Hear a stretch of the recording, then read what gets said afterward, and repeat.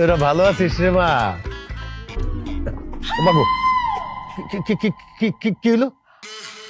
I high, আপনি আবার কাম করছেন?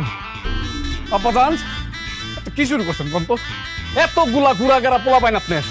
আর কদিন পরে নাতি নাতনির মুখ দেখবেন। এইবার একটু ক্ষান্ত হন। এই এক কামটা কেন করলেন আব্বা? এই চুপ করো, শ্বশুর বাড়ি আইসাই রাগারাগি আরম্ভ করছো। এসব ব্যাপারে পরে আলোচনা করা যাইব না? ওমা, আলোচনা মানে কার সাথে আলোচনা করবো আমি?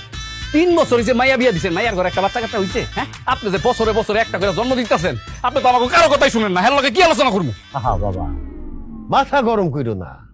এত দূর থেকে আসছো, বসো, ঠান্ডা শরবত খাও, মাথাটা ঠান্ডা করো। হ বাবাজি, মাথাটা ঠান্ডা করে বসো।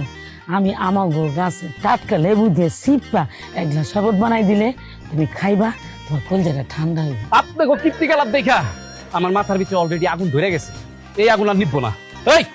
এই মুহূর্তে আমি এই বাড়ি ছেড়ে চলে যাবো। এইসব কারণে তোমাকে গ্রামের মানুষের কাছে আমার সম্মান গেছে। এইবার তার আমি থাকবো না। চলো, গো ব্যাক।